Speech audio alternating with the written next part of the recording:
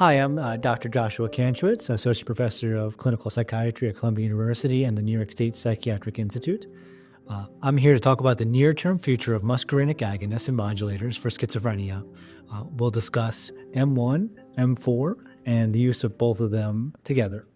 The muscarinic receptors centrally in the brain are relatively well preserved over the course of evolution, going back millions of years. So in order to make them druggable, which with a separate medication, it's a little complicated to make something specific for M1, M2, M3, M4, and so on. So there's two ways to go about this. You could make a direct agonist, and that runs the risk of being less specific to M1 or M2 or whatnot.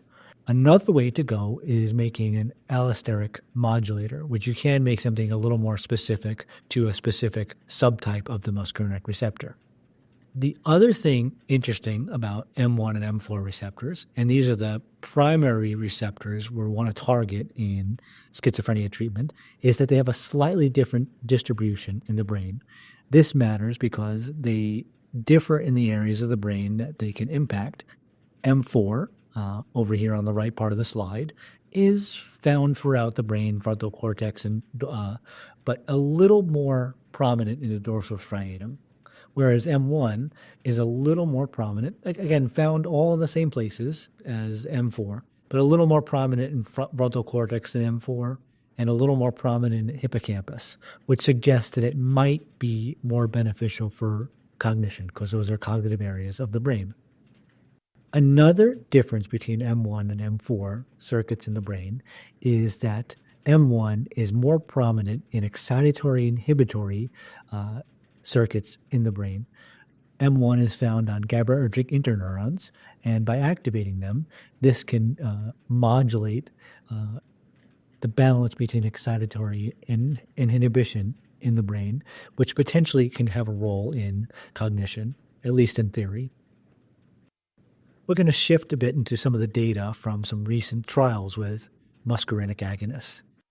This is the pooled results of the emergent trials, which were the XT or Cobenfy trials, which is the only muscarinic agonist so far that's been approved for schizophrenia treatment.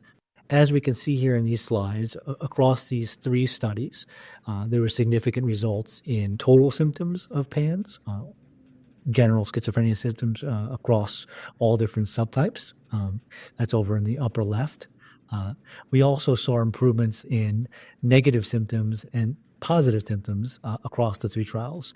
The negative symptoms was measured in both Marder scales, which is a little more specific for a modern conception of negative symptoms, and also using the original version of the PANS subscale. Shifting to the potential side effects. As we know, the primary treatments for schizophrenia, antipsychotics, D2 antagonists, have a lot of side effects, so nothing's going to be side effect free. But the muscarinic receptors have their own relatively unique set of side effects compared to these other antipsychotics. This is the pooled incidence of adverse events across these three trials. And we can see on the top row, constipation was more common in XT versus placebo. Same thing for dyspepsia and nausea, and especially vomiting. It was 7.5 times more common in XT versus placebo. By contrast, akathisia, Parkinsonism, EPS, as they're generally known, and body weight gain was not significantly different between XT and placebo. The thing to note about these side effects, this is based over a 5-week study, so the long-term incidence of these side effects is unknown. Skipping ahead to the cognitive results. So the XT studies were done in an acute schizophrenia population, people that are acutely exacerbated, and in a subgroup, they measured cognitive testing both before they received the drug and after. The overall results over here on the left were not significant. However, in a group that had impaired cognition at baseline, a group of 137 people, there was significant differences and a moderate effect size, suggesting that XT may be beneficial for cognition in an already impaired subgroup. The caveats to this is this was done in an acutely exacerbated population, and it's potentially cumbersome to measure cognition in such a group. It's not the ideal way to do it. Ideally, and these trials will be coming, I'm assuming, is to measure cognition in a stable group, starting them on XT and seeing if they can improve. Those trials will be coming, whether they're done by the company or by independent investigators. XT was not the only muscarinic that's been tested in schizophrenia. There's been a published result and a publicly available result of emraclidine, which is an M4 positive allosteric modulator. Emraclidine appeared to be relatively tolerable, especially for gastrointestinal side effects, which makes sense because it's a M4 specific positive allosteric modulator and you won't get off-target effects.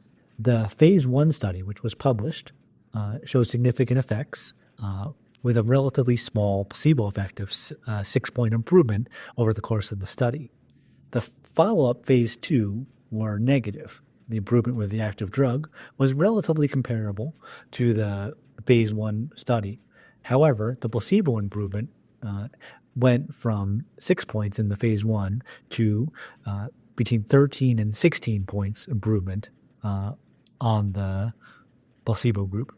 I don't mention this to suggest that emraclidine is something we should run out and use, or whether or not it should be approved based on these results.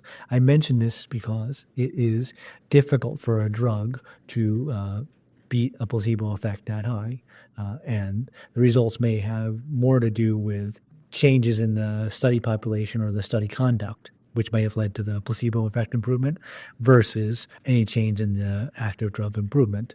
The plans for emraclidine for future studies is unknown at this time. Finally, the only other, at the time of this talk, muscarinic agent that's been tested in schizophrenia patients and with published results is a product by Neurocrine. It's, as opposed to the other agents, it's a selective M4 orthostatic agonist. Again, I don't have the side effect results on the slide, but it seemed to be really relatively tolerable according to their results. The potential caveat about this Neurocrine agent was that it was only effective in the 20 milligram dose. The other doses that were tested did not show significant improvement. One thing to think about for the future is the placebo effect in this was relatively high already, almost 11 points. So there is less of a bar for them to pass when they go on and do their follow-up phase 2, phase 3 study. In conclusion, the muscarinic agonists are an exciting development in schizophrenia. We talked about M1, M4, and allosteric modulation versus agonists. Thus far, the only agent we have available for use in the clinic is XT, but there is promise for other agents in the future. Other developments I'll be following is whether or not we can find specific improvement in cognition and whether using M1, M4 separately or both makes a difference in improvement. Thank you for your time.